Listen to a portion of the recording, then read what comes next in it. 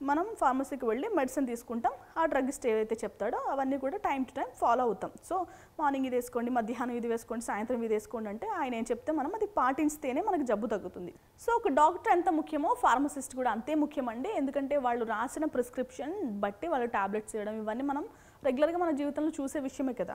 So దానితో పాటు వీళ్ళు ఏం చేస్తారంటే ఫార్మసీ పెట్టాలి అన్నా కూడా వీళ్ళకి ఫార్మసీ చేసిన వ్యక్తి అయితేనే పెట్టగలుగుతారు. ఓకేనా. సో వీళ్ళ కెరియర్స్ ఎలా ఉంటాయంటే ఎంబీబీఎస్ డాక్టర్కి వీళ్ళందరూ కూడా అంటే వీళ్ళందరూ సైమల్టేనియస్గా వర్క్ చేయాల్సిందే.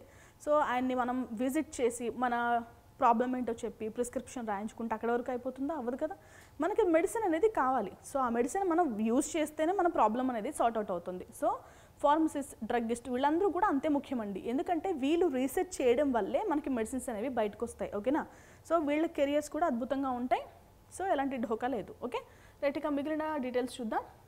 Form D doctor of pharmacy. So ఇది 6 సంవత్సరాల కోర్సు. 5 సంవత్సరాలు స్టడీ చేస్తాం, 1 సంవత్సరం ఇంటర్న్షిప్ చేస్తాం.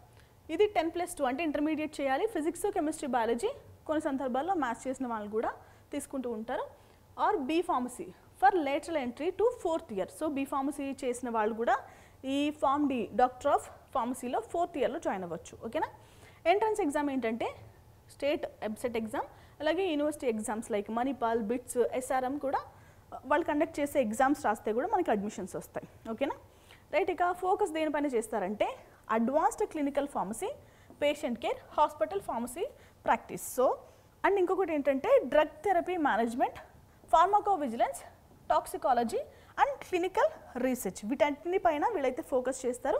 వీళ్ళ కెరీర్స్ ఎలా ఉంటాయంటే clinical pharmacist in hospitals, pharmacovigilance scientist, clinical research associate, అలాగే regulatory affairs specialist, opportunities abroad, high demand in USA, Canada, Gulf countries. యాక్చువల్గా అయితే మనకి ఫార్మ్ డి అనేది మనం ఇండియాలో ఎక్కువ వినం. ఎందుకంటే డైరెక్ట్ ప్రిస్క్రిప్షన్ అనేది మనకి డాక్టర్స్ ఇస్తారు కాబట్టి వీళ్ళతో పెద్ద అవసరం ఉండదు. బట్ ఫారిన్ కంట్రీస్లో ఏంటంటే ప్రిస్క్రిప్షన్ వీళ్ళు ఇస్తూ ఉంటారు. ఓకేనా.